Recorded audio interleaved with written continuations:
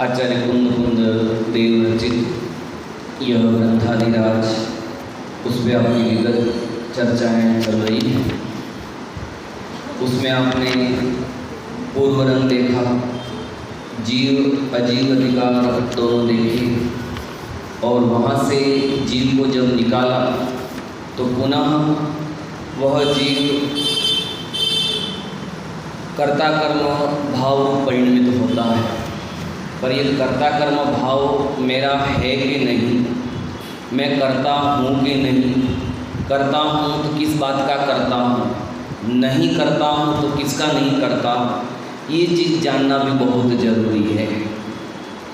क्योंकि एकत्व और ममत्व बुद्धि तो जीव और अजीव अधिकार में निकाल के आ गए, और ये कर्तृत्व और ममत्व बुद्धि ये बहुत इन्हें अलग जाति के परिणाम हैं।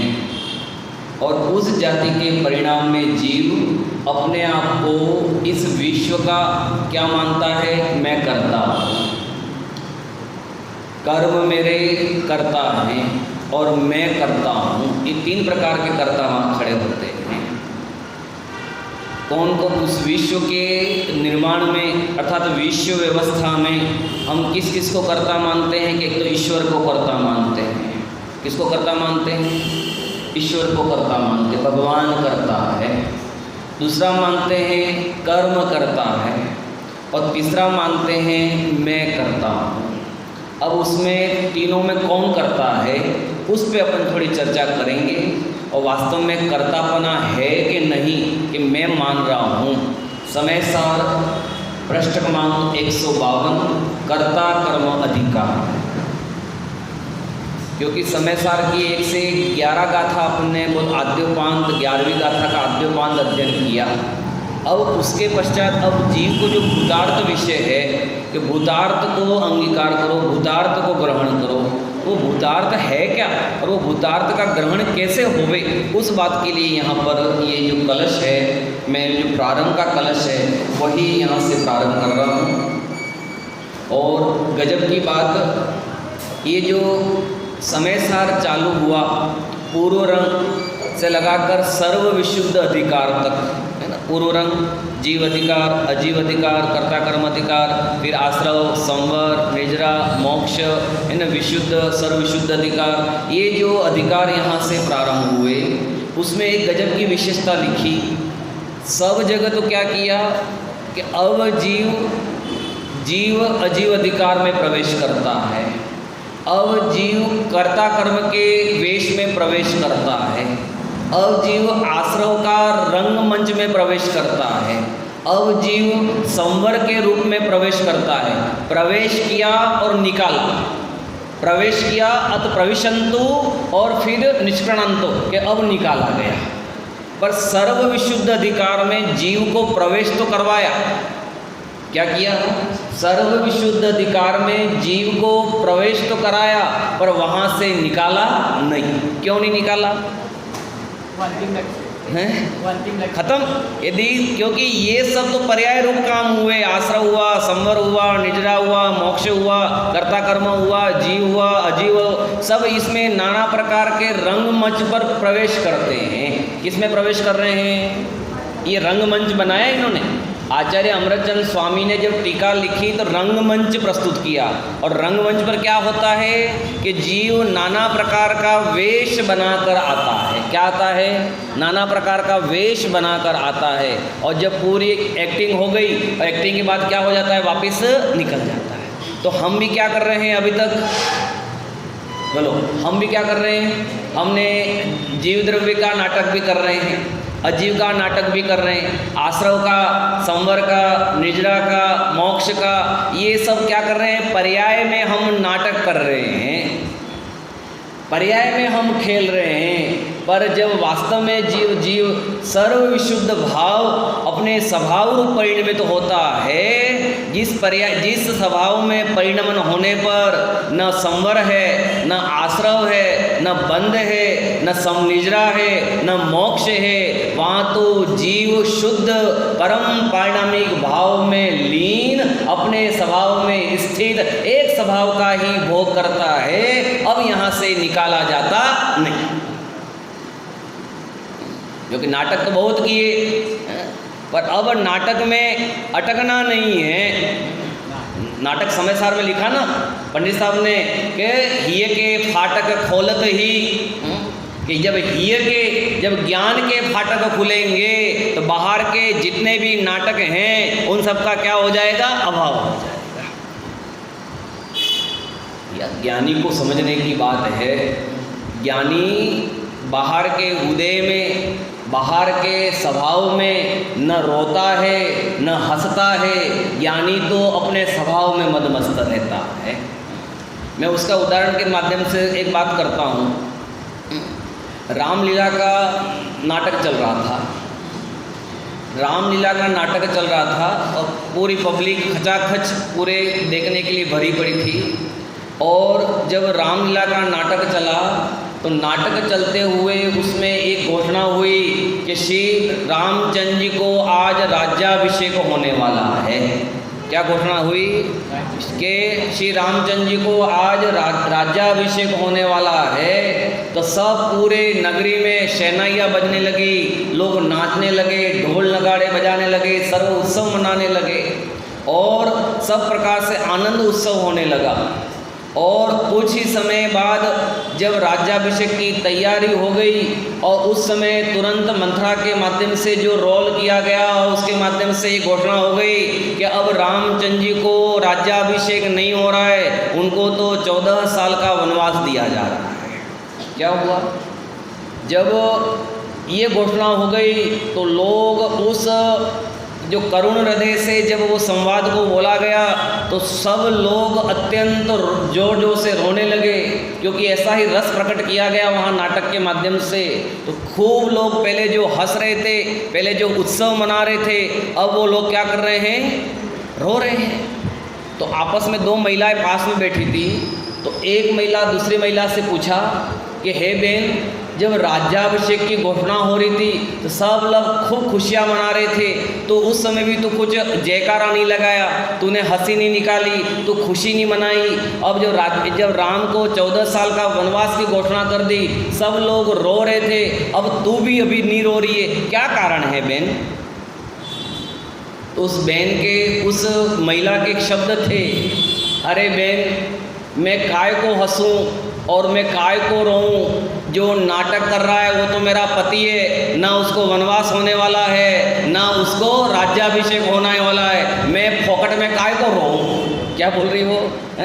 ना उसको राज्याभिषेक होने वाला है, ना उसको वनवास होने वाला, मैं फोकट में काय को रोऊं? मुझे इस बात के लिए रोना नहीं आ रहा है। उस प्रकार ज्ञानी क्या कहते हैं कि कर्म के उदय में, पुण्य के उदय में हंसते नहीं है और पाप का उदय आवे तो हम रोते नहीं हैं, क्योंकि ये मेरा स्वभाव है ही नहीं, तो मैं इसमें ना हर्ष करूं ना मैं इसमें विषाद करूं। ज्ञानी तो क्या करता है, इसको मात्र जानता है, ज्ञानी मात्र जानता है, उसमें ये बाहर में पुण्य पाप की बेला में वो न हर्ष करता है न रोता है। वो गजब का कलश है ये कलश, है ना। अथ जीवा जीवा कर्त कर्मण वेषण प्रविशतः, कलश पढ़ता हूँ, बहुत गजब का है। एक कर्ता चिदमि में कर्म को पादयोमि इत्यज्ञान शमयदवित कर्त कर्म प्रवृत्ति ज्ञान ज्योति स्फुरति परमो दात्यमत्यंत धीरं साक्षात् कुर्वन् पदि पृथक् द्रव निर्वासी विश्वम्। क्या लिखा, एक कर्ता चिदमहि में कर्म को पादयोमि। कितनी गजब की मंद क्रांता छंद है और बहुत गजब का। पढ़ो, पढ़ने आता हो तो, पढ़ते हो नहीं पढ़ते छंद? बोलो, एक कर्ता चिदमहि में कर्म को पादयोमि इत्यज्ञान शमयदीत कर्त कर्म प्रवृत्ति ज्ञान ज्योति स्फुरति परमो नात्यमत्यंत धीरं साक्षात् पूर्वं निरूपति पृथक् द्रव्य निर्वासी विश्वम्। मंद क्रांता छंद का नाम क्या है? अर्थात मंद मंद स्वर से हाथी की चाल के माध्यम से मदमस्त होता हुआ धीमे धीमे पढ़ा जाता है, और उसका जो रस पकता है ना अंदर से, वो रस अद्भुत होता है। ये एक छंद पढ़ने का, एक हिंदी साहित्य में छंद जो पढ़ने का जो भाव होते हैं ना, उससे एक परिणाम भी अलग जाति के बनते हैं। शार्दुल के छंद हो तो शार्दुल की भांति, शेर की भांति दहाड़ता हो, है ना। अलग अलग सब छंदों की विशेषता हैं। देखो उसमें दोहा छंद में क्या लिखा है, कर्ता कर्म विभाव को मेति ज्ञानमय हो, कर्म नाशि शिव में बसे तीने नमो मद को। कि हे भगवंत, कर्ता कर्म विभाव को मेति ज्ञानमय होए। किसका नाश करना है? कर्ता कर्म विभाव को। क्या विभाव है? विभाव किसे कहना? जो स्वभाव नहीं उसे क्या कहना? विभाव। विभाव में क्या क्या रहेंगे? बोलो, विभाव कितने गिनाओगे? बोलो भाई साहब, एक ही चीज बोलो ना, जो आत्मा के विपरीत भाव सब विभाव खत्म। अब किस किस को गिनाओगे? अपन को तो समेटना है कि बढ़ाना है विषय को?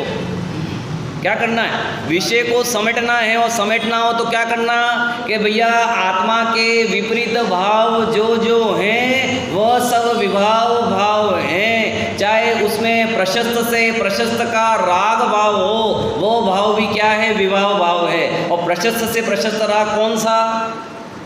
कि अनंत आदि तीर्थंकर के प्रति भक्ति का, उनके प्रति स्तुति का, उनके प्रति अहोभाव का भाव भी हो, और यहाँ तक आत्मा की प्राप्ति के पहले जो शुभोपयोग भाव भी हो, वो भाव भी क्या है?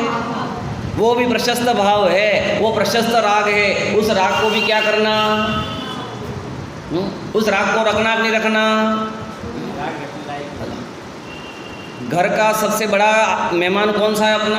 भैया बोलो, घर का सबसे बड़ा मेहमान कौन सा? थोड़ी मैं प्रवचन की शैली नहीं, मैं क्लास की शैली टाइप पढ़ाना चाहता हूँ, क्योंकि प्रवचन नहीं करना मुझे, है ना। मुझे तो आपको मालूम है 9 दिन में क्या क्या ग्रहण किया, मैं पूछना चाह रहा हूँ, क्योंकि अब मैं ऊपर बैठा हूँ तो मैं पूछूँ सही कि आप लोगों ने कितना ग्रहण किया है ना। क्योंकि यहाँ तो आए और चले गए, अच्छे सा, बहुत अच्छा बहुत अच्छा बहुत अच्छा। अब क्या अच्छा मैं आपसे पूछता हूँ, अब आप बताना, है ना। आज आपकी ये इंटरव्यू है।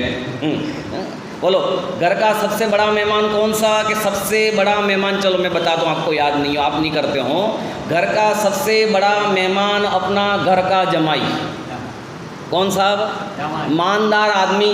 सबसे बड़ा कौन है? घर का जमाई। संदीप भैया कौन सा है कि सबसे बड़ा मेहमान घर का।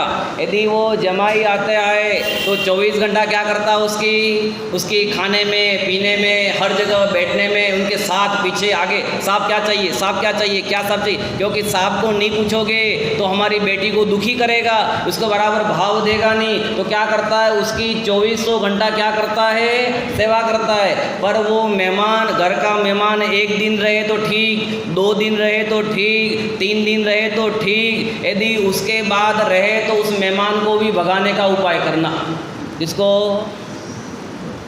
मेहमान को। हाँ, घर का दामाद भी अधिक दिन तक रहे तो उसको भी भगाने का उपाय करना, क्योंकि वो तो समय बर्बाद करके आया है और हमारा भी क्या कर रहा है?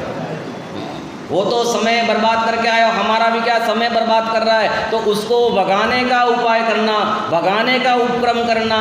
उसी प्रकार आत्मा की परिणति में भगवान के प्रति, देव शास्त्र गुरु के प्रति शुभ भाव आवे तो खूब करना, खूब अच्छी भक्ति करना, खूब इन्हें दान देना, खूब पूजन करना, वात्सल्य करना, शास्त्र का अध्ययन करना। पर वो भाव भी अधिक दिन तक रहे तो उस भाव को भी भगाने का उपाय करना, क्योंकि वो आत्मा की परिणति को बर्बाद करता है। कौन सा भाव? क्योंकि देव शास्त्र गुरु के प्रति का भाव भी वो आत्मा की परिणति को क्या करता है? बर्बाद करता है, स्वभाव में नहीं जाने देता है। तो वो राग, ये राग आग दहे सदा ताते समामृत से ये चीर भजे विषय कषाय अब तो निज पद बेइये। शुभ राग कह रहा हूँ, अशुभ की तो बात ही नहीं यहाँ पर। और शुभ राग में भी कौन सा पवन भैया? देव शास्त्र गुरु को भी छोड़ो, मैं तो 7 तत्व वाला भी राग कहता हूँ यहाँ पर। कौन सा? 7 तत्व, 6 द्रव्य, 9 पदार्थ, स्वाध्याय दिन में है ना, मुमुक्षु निःसु खुराक कि दिन में 4-5 घंटा स्वाध्याय जोइए। ये राग भी क्या है? कर्ता कर्म विभाव को मेटी ज्ञानमय। बोले ये भाव भी? हाँ, क्योंकि अपन दिन भर किस में लगे हुए हैं? चर्चा में। ये चर्चा ऐसी है, इसमें वर्णन ऐसा आया है, इसका वर्णन इसमें आया है। आत्मा प्रमत्त नहीं है, आत्मा अप्रमत्त नहीं है, आत्मा भूतार्थ है, अभूतार्थ नहीं है, मैं एक शुद्ध हूँ, मैं ये नहीं हूँ, मैं ये नहीं हूँ। बोलो 2400 घंटा किसकी धोखनी करता है? परद्रव्य की प्रति धोखनी करता है। बोलो आत्मा प्रमत्त है क्या प्रमत्त है?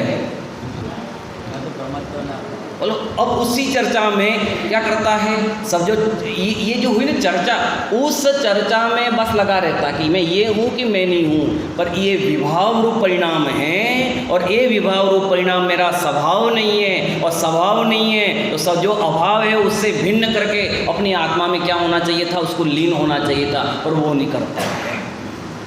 कर्ता कर्म विभाव को मेटी ज्ञानमय होए, कर्म नाश शिव में बसे तिने नमो मद खोए। कि ऐसा जिसने कर्ता कर्म का भाव को, विभाव का नाश किया, ऐसे जो मेरा विपरीत ज्ञान था उस ज्ञान का अभाव करके जो सच्चा ज्ञान है उस ज्ञान को मैं जानूं, और कर्म नाश शिव गए और जो कर्म नाश के जो मोक्ष गए, ऐसे मैं उन सिद्ध भगवंतों को क्या करता हूँ? मद खोए अर्थात कषाय आदि का भाव नाश करके मैं उनको नमस्कार करता। देखो पढ़ता हूँ और पढ़ के पुनः इस बात का खुलासा करता हूँ। प्रथम टीकाकार कहते हैं कि अब जीव अजीव ही एक कर्ता कर्म के वेश में प्रवेश करते हैं। कौन प्रवेश करते हैं? देखो जीव और अजीव ही, ये मैं कौन? जीव, और ये शरीर कौन? अजीव। अब ये जीव क्या कर रहा है? बोलो इसको मालूम है क्या? ये अजीव को मैं अजीव हूँ ये मालूम है क्या?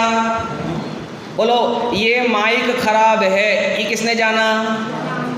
अब ये माइक खराब है, अब उसको जानकर क्या करता है कि अरे ये माइक के कारण से मेरी आवाज़ अच्छी नहीं आ रही है, अब उसमें क्या करता है, ये जीव अजीव के रूप में प्रवेश करके क्या कर रहा है, कर्ता कर्मों को खड़ा कर रहा है। समझ में महात्मा क्या कहना चाह रहा कि ये जीव क्या कर रहा है, ये अजीव को अजीव रूप होकर अजीव रूप को अपना मानकर कि अब प्रवेश कर रहा है, अब क्या कर रहा है, रंग में देखो ना, यह अब जीव अजीव ही एक कर्ता कर्म वेश में प्रवेश करते हैं। जैसे दो पुरुष परस्पर कोई एक स्वांग करके नृत्य के अखाड़े में प्रवेश करे, उसी प्रकार जीव अजीव दोनों एक कर्ता कर्म का स्वांग करके प्रवेश करते हैं। इस प्रकार यहाँ टीकाकार ने अलंकार किया है। कितनी गजब की बात लिखी है। एक जीव द्रव्य, एक जीव तत्व और एक अजीव तत्व। बोलो अजीव तत्व की कितनी वैल्यू? बोलो अजीव को यहाँ 7 तत्वों में अपन ने पढ़ा ना, दिखाओ अभी, जीव अजीव आश्रव बंध संवर निजरा और मोक्ष। बोलो उसमें है गे उपादेय कौन कौन से कौन भैया? है कितने द्रव्य हैं, गे कितने द्रव्य हैं और उपादेय कितने द्रव्य हैं? बोलो ये क्लास चल रही है ना, मैं 6 द्रव्य 7 तत्वों की कक्षा ले रहा हूँ मैं आपकी, है ना, क्योंकि प्रवचन तो सुन के चले जाते हो, पर आपके जीवन में क्या उतरा, आपको भाव वासन हुआ कि नहीं हुआ? जब तक इसका भाव वासन नहीं होगा ना भैया, मज़ा नहीं आएगा। अपन को फिर 7 तत्वों का ही ख्याल में नहीं है, 6 द्रव्य ही ख्याल में नहीं है। बोलो 6 द्रव्य का स्वरूप और 7 तत्वों के स्वरूप में दोनों में क्या अंतर है? पवन भैया आपसे पूछ रहा हूँ मैं, बोलो क्या अंतर है दोनों में? भाभी 6 द्रव्य में और 7 तत्व में दोनों में क्या अंतर है? बोलो पिंकी भाभी।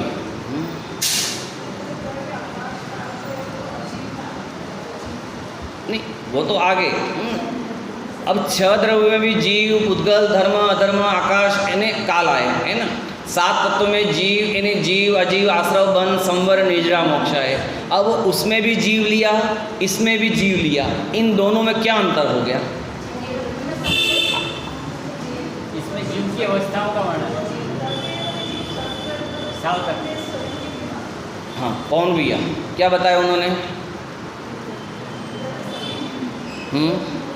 बताओ। कुछ नहीं, मुझे कोई आकुलता नहीं है, मैं तो आराम से इसी पद्धति में पढ़ाने में खुश हूँ आजकल, क्योंकि मुझे एक व्यक्ति भी 6 द्रव्य 7 तत्वों का यहाँ पर वर्णन करके भाव वासन कर लिया ना, और उसने भिन्न बना करके कर्ता कर्म विभाव को मेटी ज्ञानमय होए, अपने ज्ञान से कर्ता कर्म का भाव यदि मेट दिया और सच्चे तत्व को पहचान कर आत्म तत्व रूप से हो गया, तो हमारा यहाँ आना सार्थक। और आपने आज 6 द्रव्य और 7 तत्व पकड़ लिए यहाँ पर, है ना। बोलो 6 द्रव्य में भी जीव द्रव्य है और 7 तत्व में भी जीव द्रव्य है, दोनों में क्या अंतर? कौन भैया? आप अपनी सोच से बचाओ, इनको नहीं आया, इन्होंने गलत बताया, बताओ, सोचो। बोलो हुक्म भैया, क्या अंतर है? बताओ चंदू भैया, कुछ ख्याल में आ रहा है कि नहीं आ रहा? मैं पूछ रहा हूँ उसका प्रश्न। अजय भाई साहब आ रहा ख्याल में? हाँ हाँ,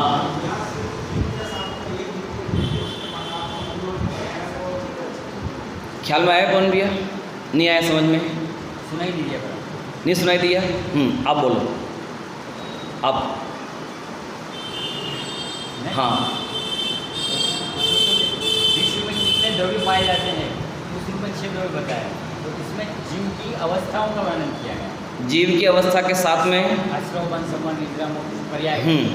नहीं वो तो लिया, पर 7 तत्व में जीव द्रव्य है और 6 द्रव्य में जीव द्रव्य, उन दोनों में अंतर? कीर्ति भैया कुछ ख्याल में है? आया नहीं? कोई नहीं। महिलाओं में 6 द्रव्य के जीव में और 7 तत्वों के जीव में, दोनों में अंतर बताओ। हाँ हाँ, बहुत सुंदर, है ना। देखो अब मैं बोलता हूँ, पिंकी भाभी ने बताया, यहाँ पर भी थोड़ा उत्तर आया। 6 द्रव्य जो हैं है ना, 6 द्रव्य। 6 द्रव्यों में जीव, पुद्गल, धर्म, अधर्म, आकाश और काल। अब उसमें जो जीव द्रव्य है उसमें क्या है, जो 6 द्रव्य में जो जीव द्रव्य है वो निगोद से लगाकर सिद्ध परमात्मा तक इस लोक में, तीर्थ लोक में जितने भी अनंत जीव हैं उन सब अनंत जीवों को बताया गया है। किसको बताया गया? उन अनंत अनंत अर्थात 1 इंद्रिय, 2 इंद्रिय, 3 इंद्रिय, 4 इंद्रिय, पंचेंद्रिय, संगी, नरक, देव, नारकी, तिर्यंच, यानी मोक्ष, वो जितने भी जीव हैं उन समस्त जीव द्रव्यों को वहाँ पर लिया है। अब मुझे सम्यक दर्शन प्राप्त करना है। अब मेरा लक्ष्य क्या है? सुखी होना। अपने यहाँ क्यों बैठे हैं? सुखी होने। और सुख कैसा चाहिए? अव्यापाद अर्थात टेम्परेरी चाहिए कि परमानेंट चाहिए? परमानेंट। अब परमानेंट सुख की प्राप्ति के करने के लिए मुझे किसको पकड़ना पड़ेगा? अपने जीव द्रव्य। अब अपने जीव द्रव्य तो हो गए कि मैं कौन से जीव द्रव्य को पकड़ूं कि ये तो विश्व में तो अनंत द्रव्य हैं। अब उन अनंत द्रव्यों में से मैं कौन हूँ? अब मैं जीव तत्व। अब क्या पकड़ना? अब यहाँ बात देखो, अनंतों में से आपको उठाया। किस में से उठाया? अनंतों में से आपको उठाकर कहाँ पे लाए? कि एक जीव तत्व पर। कहाँ पे लाए? एक जीव तत्व। कि मैं एक जीव द्रव्य अर्थात जीव तत्व हूँ। कौन हूँ मैं जीव तत्व हूँ। अब उस जीव तत्व में पुनः बात करते हैं। अब मैं कौन सा जीव तत्व हूँ भैया? कौन सा जीव तत्व हूँ? अब जीव तत्व पकड़ लिया। अब जीव तत्व को भी अब मुझे आत्मानुभूति करनी है तो कौन से जीव को लेना? कौन से जीव तत्व को लेना? देखा है क्या कभी? सीधा भाषा बोल दी। त्रिकाली ध्रुव, त्रिकाली ध्रुव कहाँ पर है? संयम भैया, हेलो, ये पहले निर्णय करो। देखो अभी तक यदि निर्णय कर लिया होता, त्रिकाली ध्रुव रूप स्वभाव को जान लिया होता तो ये कर्ता कर्म विभाव मिट जाता। अभी नहीं मिटा। अभी यहाँ बात करें कि ये जो 7 तत्व, अब 7 तत्व में जो जीव तत्व, अब जीव तत्व को अपन यहाँ बात करें कि मैं जीव तत्व कौन सा भाव वाला हूँ? औपशमिक भाव वाला, औदैहिक भाव वाला, सार्वक्षमिक भाव वाला, पारिणामिक भाव वाला। कौन सा? पारिणामिक भाव वाला। अर्थात मैं जो औदैहिक भाव वाला है भैया, कीर्ति भैया, औदैहिक भाव किसे कहते हैं? मैं सब शब्दों का परिचय करवा रहा हूँ, है ना आपको, क्योंकि रोज़ शब्द सुनते हैं। मुझे मालूम है किसका कितना स्वाध्याय, ये मैं भी जानता हूँ। आकर बैठते हैं, ये बहुत अच्छी विशेषता है। पर हमने इन युवाओं की कक्षा नहीं ली है। क्या किया? हमने सुना, प्रवचन में बैठो, पर सिस्टेमेटिक कक्षा नहीं चालू की। तब इनको औदैहिक भाव क्या, औपशमिक भाव क्या, हे क्या, ये क्या, उपादेय क्या, ग्रहण करने उपादेय योग्य क्या, छोड़ने क्या, बोलो ये हम कब समझे? बोलो औदैहिक भाव मतलब क्या? संदीप भैया, हाँ, जीव कर्म के उदय में मैं एक जीव, अभी आया ना कि जीव अजीव दोनों रंगमंच पर प्रवेश करते हैं। अब उस जीव को समझना है ना, यहाँ जीव अजीव दोनों तो प्रवेश हो गए, तो मैं कौन सा हूँ? कि अजीव तत्व, यानी मैं जीव तत्व। अब जीव तत्व अनादि से, कब से है?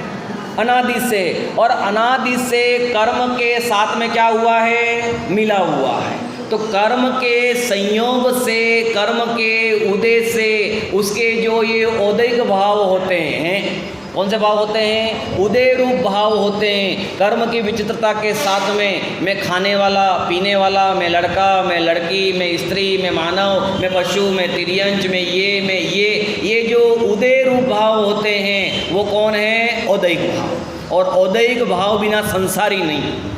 क्या? औदैहिक भाव बिना संसारी नहीं। जितने भी संसारी हैं उन सबके कौन से भाव पाए जाते हैं? औदैहिक भाव। तो हमारे कौन से भाव चल रहे हैं अभी? बोलो 24 घंटा कौन से भाव चल रहे हैं? औदैहिक भाव चल रहे हैं। अब उसी औदैहिक भाव में काम करना है। बोलो काम किस में करना है? औपशमिक भाव में काम करना है कि शायिक भाव में काम करना है? किस में काम करना है? क्योंकि संसारी को ही मोक्ष जाना है, सम्यक दृष्टि को सम्यक दृष्टि नहीं बनना है, शायिक सम्यक दृष्टि को शायिक सम्यक दृष्टि नहीं बनना है, भगवान को सुखी नहीं होना है। सुखी किसको होना है पवन जी? तो मैं कौन सा भाव वाला हूँ वर्तमान में? अब औदैहिक भाव में, बराबर। अर्थात मैं वर्तमान में मिथ्यात्व आदि रूप भावों से, कर्म आदि भावों से क्या हूँ? मैं लिप्त हूँ। अब क्या करना? बोलो। अब मुझे उस औदैहिक भाव के साथ में मेरे पास वर्तमान में औपशमिक ज्ञान है कि नहीं, शैवोपशम ज्ञान है कि नहीं?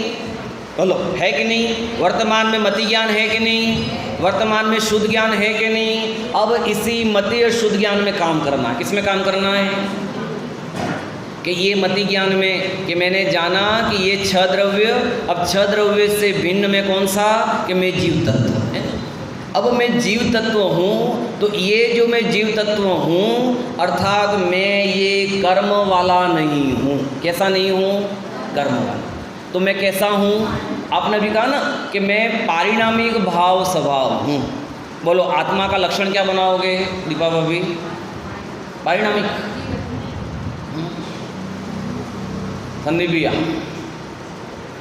यदि जीव को पारिणामिक भाव वाला माना गया, क्या माना गया?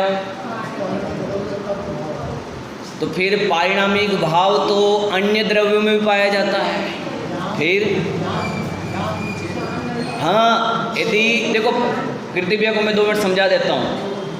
5 प्रकार के भाव है ना, औदैहिक भाव, औपशमिक भाव, शायोपशमिक भाव, शायिक भाव और पारिणामिक भाव। उदय रूप जो भाव हैं वो औदैहिक भाव, कर्म के उपशम और क्षय के जो भाव हैं वो औपशमिक भाव, शायोपशमिक भाव कुछ कर्म का प्रकृतियों का क्षय हुआ है और कुछ कर्म भी सत्ता में पड़े हुए हैं। और पारिणामिक भाव जो कर्म से निरपेक्ष भाव हो वो कौन सा भाव? पारिणामिक भाव।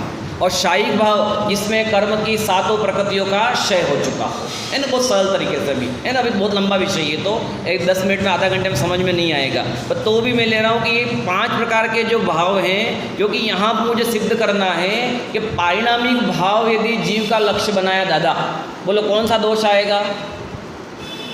यदि जीव का लक्षण पारिणामिक भाव माना कि मैं पारिणामिक भाव रूप हूँ, तो बोलो क्या दोष आएगा?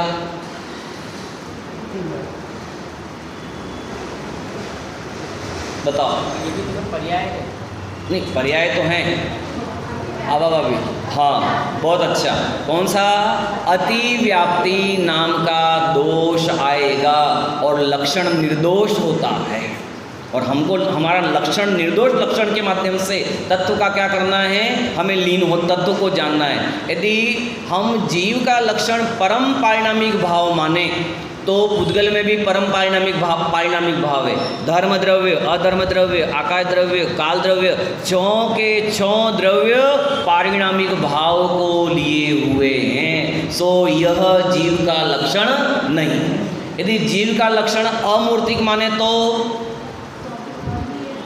अपन बोलते हैं ना, अमूर्तिक स्वरूपो हम, ये भी कौन सा दोष आएगा? ये भी अतिव्याप्ति दोष आएगा भाई भैया, क्योंकि इन्हें पुद्गल द्रव्य को छोड़कर बाकी 5 द्रव्य क्या हैं? अमूर्ति के। तो फिर मैं कौन से द्रव्य को पकड़ूं? आकाश द्रव्य की अनुभूति करूं, काल द्रव्य की करूं कि किसकी अनुभूति करूं? तो बोले कि नहीं, बोले ये भी मैं नहीं हूँ। अर्थात मैं अमूर्तिक लक्षण नहीं, पारिणामिक लक्षण नहीं, तो जीव का लक्षण क्या बनेगा? ज्ञान। जीव का लक्षण उपयोगो लक्षणम और उपयोगो द्विविधम, और उसमें भी केवल ज्ञान लक्षण पकड़ना, क्योंकि ज्ञान ही जीव का लक्षण है। क्या है? ज्ञान। और वो ज्ञान कब कब रहता है? बोलो पृथ्वी, ज्ञान कब कब रहता है? हर हमेशा। कभी ज्ञान का अभाव हो सकता है क्या? ज्ञान कम अधिक हो सकता है, ज्ञान का क्षयोपशम कम अधिक हो सकता है, पर ज्ञान का अभाव कभी भी नहीं हो सकता। चाहे निगोद में रहे, चाहे नरक में रहे, चाहे तिर्यंच में रहे, चाहे पत्थर की अवस्था में रहे, चाहे वृक्ष की अवस्था में रहे, चाहे किसी भी अवस्था में रहे, उसके अक्षर के अनंतवा भाग ज्ञान का उदय रहता है। यदि ज्ञान का उदय नहीं रहा तो उसको भी क्या मानना पड़ेगा? अजीव मानना पड़ेगा। क्योंकि ये ज्ञान लक्षण, और ज्ञान लक्षण कहाँ रहता है? कि हर हमेशा रहता है। कभी भी, चाहे इन्हें दिन में हो, रात में हो, भूत में हो, वर्तमान में हो, भविष्य में हो, इन्हें पंचम काल, छठवां काल, चौथा काल, तीसरा काल, किसी भी सार्वजनिक, सार्वकालिक और सार्वभौमिक ये लक्षण है उसका, हर हमेशा बना रहेगा, उसका कभी अभाव नहीं। बोलो ललिता भाभी, अभाव होता है क्या? आत्मम ज्ञानम स्वयं ज्ञानम ज्ञानदन्यत करोति की। ज्ञान के अलावा कुछ कर सकता है क्या आत्मा? ज्ञान उसका स्वभाव है, और वो ज्ञान स्वभाव होने से उसका ज्ञान का कभी भी अभाव होता नहीं है। उसकी वैल्यू ही तब है। बोलो, है ना? बहुत सारी मिठाइयाँ रखी हैं यहाँ पर। बोलो, इन मिठाइयों की वैल्यू किससे है? नहीं, अभी नहीं, उदाहरण को समझाओ। बहुत सारी यहाँ पर मिठाइयाँ रखी हैं, संयम भाई, है ना? बोलो, इन मिठाइयों की वैल्यू किससे है?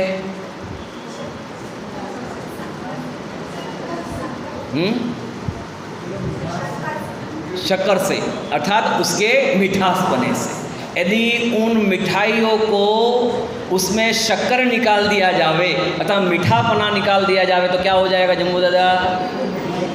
वो मिठाई खत्म, मिठाई रहेगी नहीं है? बोलो, वो मिठाई रहेगी क्या? मिठाई नहीं, मिठाई सत्ता ही नहीं कहेगी। उसको कह दे कि नहीं मिठाई, बोले मिठाई यही नहीं, क्योंकि मिठाई नाम किसका? जिसमें मीठापना का सद्भाव होवे उसका नाम मिठाई। उस प्रकार ज्ञान यानी जीव नाम किसका? जिसमें ज्ञान ज्ञान ज्ञान ज्ञान ज्ञान रहे उसका नाम जीव, और उसमें से ज्ञान निकाल दिया जावे तो अजीव। तो मेरी वैल्यू किससे है? ज्ञान से। बोलो, अभी है कि नहीं? अभी अनुभूति में आ रहा है कि नहीं आ रहा है? बोलो, प्रति समय अनुभूति में आ रहा है। ज्ञान की प्रतिपल उठे तरंग, झांकता उसमें आत्म प्राण। प्रति समय, बोलो, क्या अनुभव में आ रहा है? आ रहा है कि नहीं आ रहा है? प्रति समय वेदन जो हो रहा है, बोल किसका वेदन हो रहा है? ज्ञान। ये 6 द्रव्य से भी जो 7 तत्व में लेके आए। अब 7 तत्व में मैं पुनः बात करता हूँ। 7 तत्व में मैं ये औदैहिक भाव वाला, औपशमिक भाव वाला, सावशमिक भाव वाला, शायिक भाव वाला, इन भावों से रहित हूँ। ये तो हो गया। बोलो, मैं 10 प्राणों से जीता हूँ। बोलो, आत्मा कितने प्राणों से जीता है?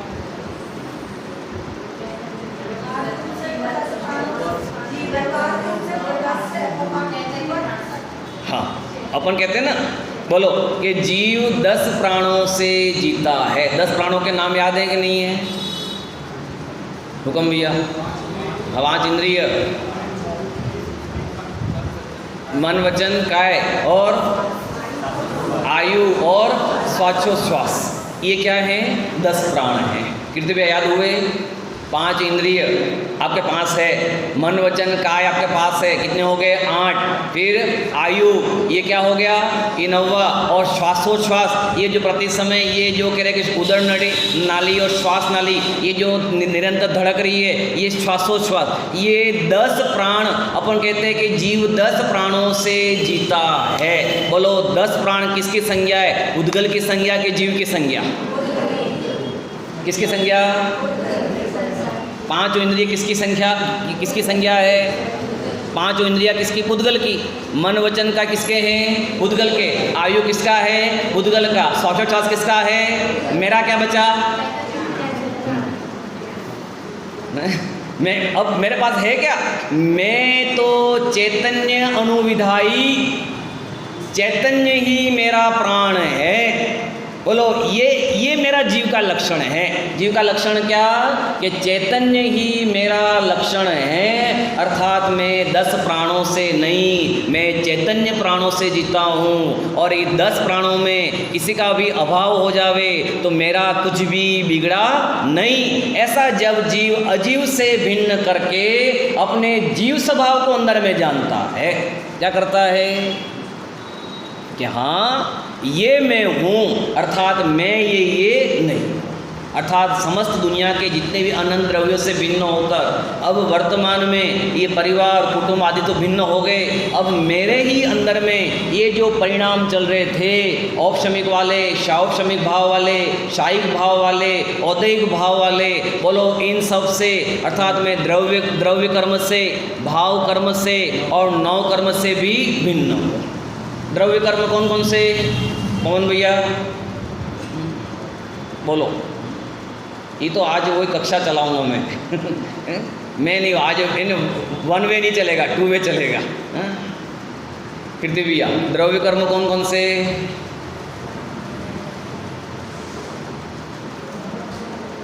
बोलो। पिंकी भाभी सिखाया करो रात जब भी बैठो ना तो बोले ये है ये है ये है। बच्चों को अपन खाना खिलाते हैं, कहानी सुनाते हैं ना, तो ये भी सुनाया करो कभी कभी, बहुत बड़ा फर्ज बनता है ना। मैं इसको असली समोषण कहता हूँ, है ना। कल समोषण जो लगेगा वो तो दुनिया का शास्त्रीय भाषा का समोषण है कि भगवान का 20,000 ऊंचा, 5,000 ऐसा, वो ऐसा, इन स्फटिक मणि वाला भगवान ऊपर बैठते हैं, कमलासन बैठते हैं, 100 इंद्र बैठते हैं। ये सब तो शास्त्रीय आगम भाषा वाला समोषण है, मुझे उससे कोई प्रयोजन नहीं। मेरी वीर शासन महोत्सव मनाना तो तब सार्थक होगा जब एक पति और एक पत्नी दोनों पास में बैठकर कहें कि तू भी भगवान, मैं भी भगवान, तू भी शुद्ध, मैं भी शुद्ध, तेरे मेरे में कोई भिन्नता नहीं, मैं अखंड, तू अखंड, ऐसी जहां चर्चा चलती हो वो समोषण। असली समोषण तो वो है। ठीक है, ये देखा नहीं देखा, किसने देखा उसका क्या भरोसा करना, है ना। मुझे तो वर्तमान में अपनी परिणति में इन्हें परिवार साथ में बैठकर आत्म तत्व की चर्चा करता हो, उसका नाम समोषण, जीवंत समोषण है। क्यों नहीं सीखे हम? मैं यानी ज्ञान का घन पिंड, चैतन्य का पिंड, यानी मेरे में अनंत अनंत ज्ञान पड़ा हुआ है, और वर्तमान की प्राप्त पर्यायों में क्या करता है? भीख मांगता रहता है। प्राप्त पर्यायों में मुझे नहीं होता, मुझे ख्याल में नहीं आता, मुझे समझ में नहीं आता। किसको समझ में नहीं आता है? समझ के पिंड को समझ में नहीं आवे, ऐसा कैसे हो सकता है? पद्मानंदी में लिखा ना, पद्मानंदी आचार्य ने कि अरे हे पद्मानंदी, तू जिसको समझाना चाह रहा है और जो सामने दिख रहा है वो तो कौन है? वो तो पुद्गल है। जो सामने दिख रहा है वो कौन है? सब मूर्तिक दिख रहे हैं। तो ये मूर्तिक द्रव्य तो कुछ समझता नहीं है क्योंकि वो अजीव तत्व है, और जिसको समझाना चाह रहा है वो समझ का पिंड है। क्या बोला? जिसको समझाना चाह रहा है वो समझ का पिंड है। तो फिर तो किसको समझा रहा है? तेरे ये जो समझाने के जो राग का विकल्प है ना, उस राग के विकल्पों को बंद कर और अपने आत्म स्वभाव में चला जा। ये राग है, ये राग आग दहे सदा, ये क्या करता है? निरंतर अपनी परिणति को क्या कर रहा है? तो फिर आप कोई पूछ सकता है आप हमें क्यों समझा रहे हो? क्योंकि ये मेरा राग है तो समझा रहा हूँ। ये राग मेरा दुख का कारण है। पर साधर्मियों का राग रहता है ना, सबसे बड़ा दुनिया का राग कौन सा? साधर्मी का। इससे बड़ा अच्छा राग दुनिया में कोई नहीं, निर्वांछक राग है। इससे बड़ा अच्छा कोई राग नहीं। निहाल भाई की शादी, निहाल भाई के लड़के की शादी थी कीर्ति भैया, बहुत यानी रियल घटना, उनके जो दृष्टि के विषय में उन्होंने पीछे लिखा भी है पत्रों में। निहाल भाई के लड़के की शादी थी और वो कलकत्ता में रह रहे थे और सोनगढ़ में जाते थे।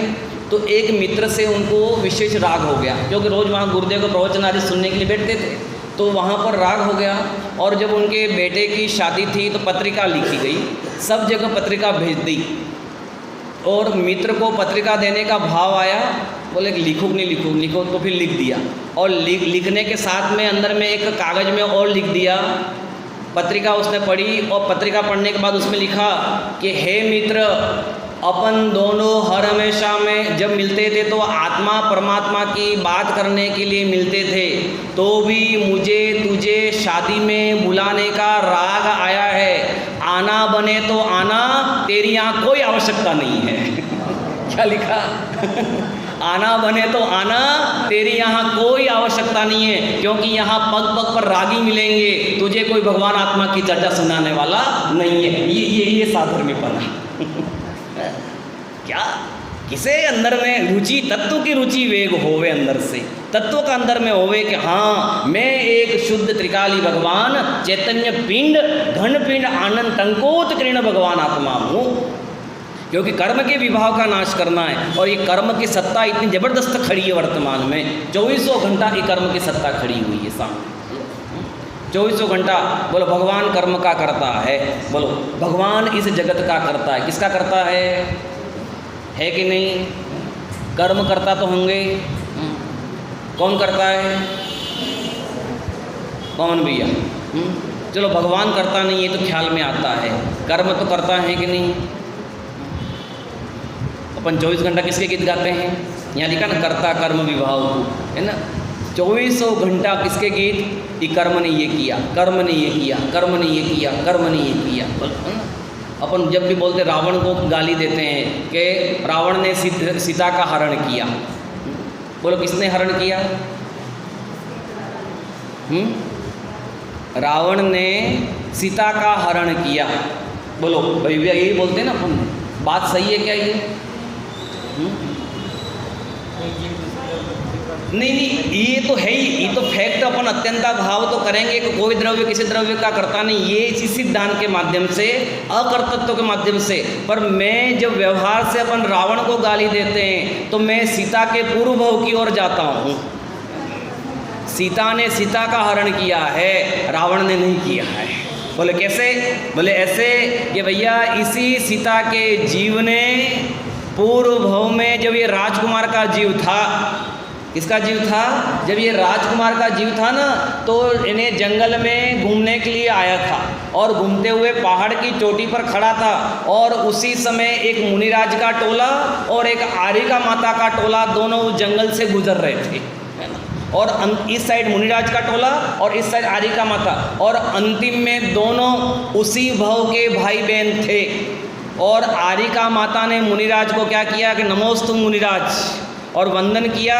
और मुनिराज ने पूछा कि हे बहन, हे आरिका माता, आपका आत्मिक स्वास्थ्य कैसा है? क्या पूछा? तो ये सीता का जीव ऊपर देख रहा था, है ना? और उसके अंदर में मन में शल्य आ गया, अंदर में विकार उत्पन्न हो गया। अरे ये आरिका माता और मुनिराज क्या बातें कर रहे हैं, ये गुपचुप क्या बातें कर रहे हैं, कुछ न कुछ गलत है। क्या भाव आ गया? दोनों 6वें 7वें गुणस्थान में झूलने वाले मुनिराज, आरिका माता स्वभाव को ध्यान करने वाली, और उन दोनों तद्भव उसी भव के दोनों भाई बहन बोले ये कुछ गड़बड़ी कर रहे हैं, ऐसे विकार आ गया। अब उसी विकार के परिणाम से आज सीता सती थी, सीता निर्दोष थी, तो भी रावण के हाथ लगकर उसके प्रति दोष लगाया गया। रावण ने नहीं किया, सीता ने अपने कर्म का, अपने परिणामों को किया। अपन क्या करते हैं? पर पदार्थों को दोष देते हैं कि पर पदार्थ ये कर रहा है, पर पदार्थ ये कर रहा है, पर पदार्थ के कारण से मेरा ऐसा हुआ है। ये निरंतर जो अपने परिणामों की इन कर्म के उदय में पुनः पुनः कर्म बांधता है। फरी ने लिखा था समय सार में, फरी ने कर्म बांधे हैं, पुनः कर्म के उदय में पाप का उदय आया, अब उस पाप के उदय में पुनः क्या करता है? पुनः कर्म मानता है। और फिर क्या आता है? ये कर्म की संतति अनादि से चले। भाई साहब, कर्म करता नहीं, मैं अपने परिणामों का करता हूँ। किसा करता हूँ? स्वयं किए जो कर्म शुभाशुभ फल निश्चय ही भेदेते, करे आप फल दे अन्य तो स्वयं किए निष्फल होते। स्वयं किए जो कर्म शुभाशुभ, स्वयं किए, चाहे शुभ करे चाहे अशुभ करे, बोलो उस कर्म का फल किसको भुगतना है? ध्यान का सब प्रकरण चल रहा है तत्वानुशासन में, है ना, कि जिस भाव से जैसा भाव करता है उस प्रकार ध्यान होता है। शुभ भाव का ध्यान करे तो शुभ भाव वाला, अशुद्ध का ध्यान करे तो अशुद्ध वाला, शुद्ध का ध्यान करे तो शुद्ध। मोक्ष प्रकाश में लिखा ना टोडरमल जी ने, जब अरहंत आदि की प्रयोजन सिद्धि की बात लिखी और अरहंत आदि की प्रयोजन सिद्धि की बात लिखी और उसमें लिखा कि जीव के 3 प्रकार के परिणाम होते हैं। कितने प्रकार के परिणाम होते हैं? तो उसमें बोलो एक प्रकरण क्या चल रहा है? अरहंत आदि से प्रयोजन सिद्धि। और बता क्या रहे हैं? बोलो बता क्या रहे हैं?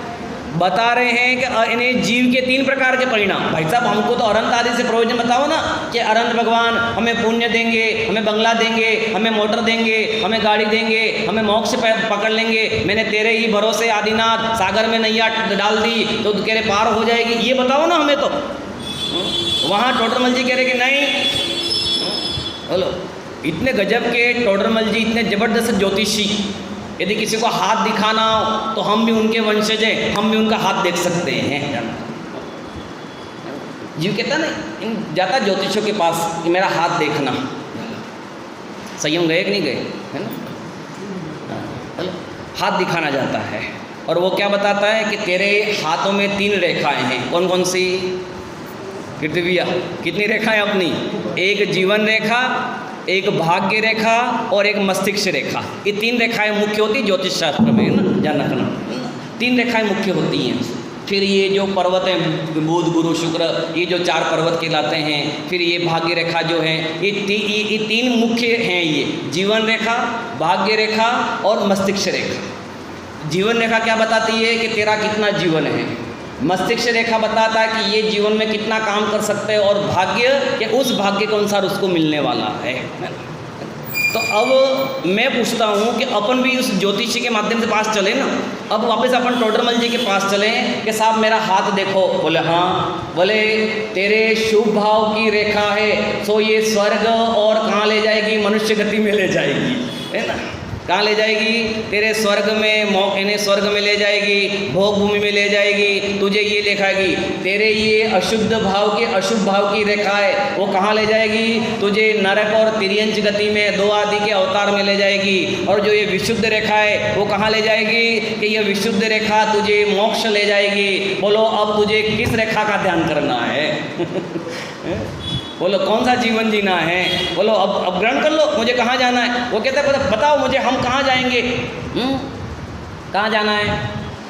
भैया तेरे जैसे परिणाम ये क्या बताएंगे? मुनिराज क्या बताएंगे?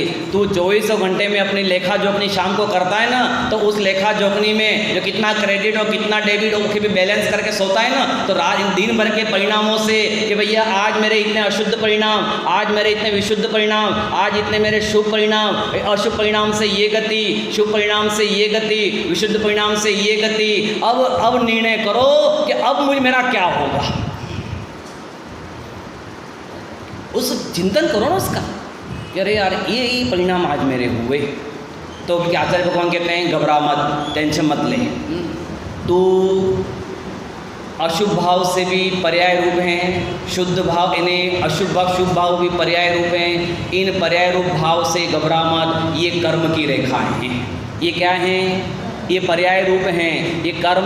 और ये कर्म तेरा कुछ भी बिगाड़ सकते नहीं हैं। ये जीव की बोलो अग्नि की, इन्हें अग्नि की पिटाई करे दुनिया में ऐसे किसी ताकत है क्या?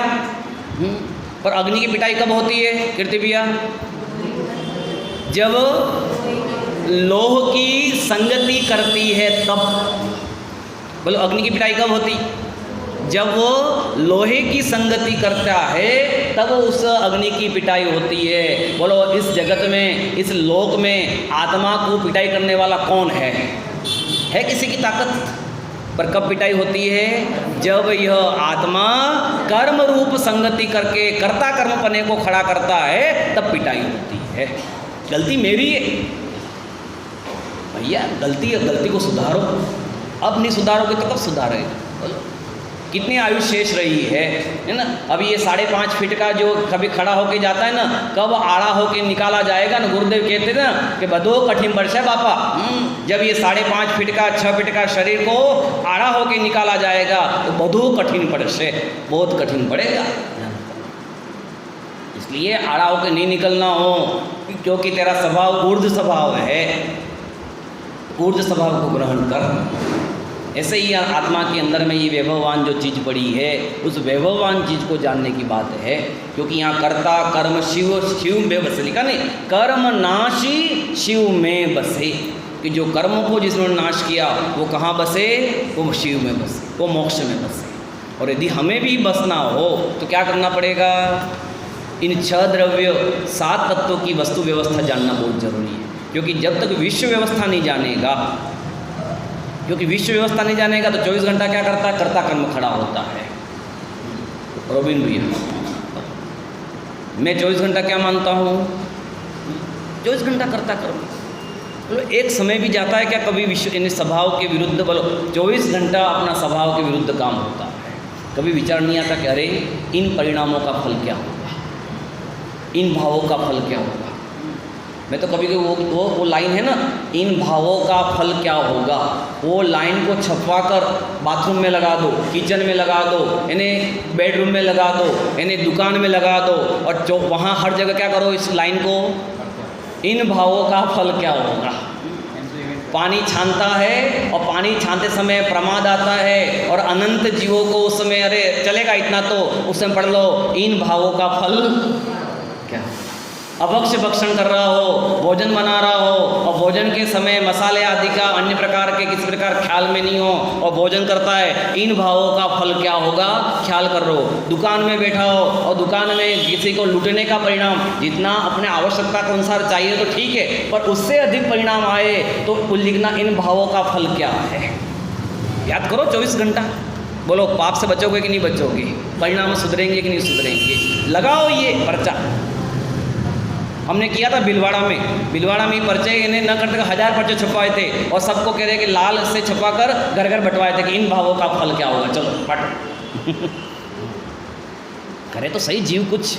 क्योंकि परिणामों को संभाल करना अत्यंत आवश्यक है, क्योंकि परिणाम नहीं संभले और इसी परिणाम के माध्यम से जीव रहा और इसी माध्यम से आयु का बंद हो गया। गुरुदेव की लाइन आती, खत्म करता हूँ, कि गुरुदेव के प्रवचन में एक बात आती है कि ओहो, जैसे कोई ऊंची खानदान की लड़की का लड़का जिसने कभी जीवन भर में कभी भी पर स्त्री को, पर लड़की को आँख उठाकर देखा नहीं हो, क्या किया, आँख उठाकर देखा नहीं हो, आज वही ऊंची खानदान की लड़की का लड़का यदि वेश्यागमन करे तो ये शर्मसार है।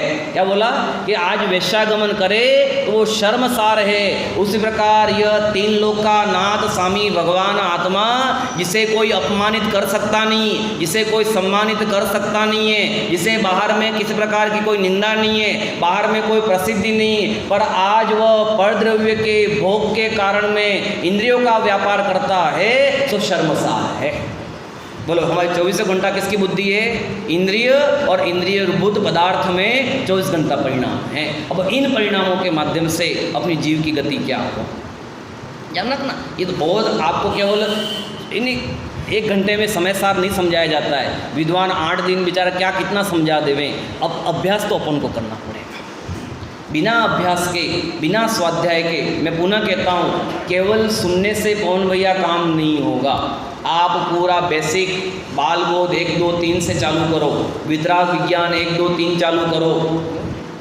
जब तक ये आपको बेसिक अध्ययन कि भैया परमेश्वर किसे कहते हैं, तीर्थंकर किसे कहते हैं, जीव किसे कहते हैं, तत्व किसे कहते हैं, कषाय किसे कहते हैं, पाप किसे कहते हैं, जब तक इनकी परिभाषा के साथ में भाव वासन नहीं होगा तो जीवनोपयोग में नहीं आ सकता आपको। क्योंकि लाइफ में अपने क्या करना है, जीना है कि नहीं जीना। अब अपन को जीवन में यदि अप्लाई करना हो तो इनको पढ़ना बहुत ज़रूरी है। मैं पुनः इस बात के लिए कहता हूँ कि ये कक्षाएं प्रारंभ करें, है ना। और युवाओं के लिए, मुझे एक बुजुर्गों को क्योंकि जो स्लेट में लिखा गया है वो मिटना मुश्किल है, पर हमारे युवा भाई और हमारे जैसे ये सब कीर्ति भैया, पवन भैया आदि, ये गोविंद भैया आदि ये सब बैठे हुए ना, इनकी कक्षा लगाओ, इसका काम करो, इसके लिए, है ना। सब तैयार हैं, आपको अभ्यास कराने की आवश्यकता है तो अवश्य ही ख्याल में आएगा। हम सब अपनी आत्मा को जाने समझे, इसी मंगल भावना से ओम नमः सिद्धेभ्यो।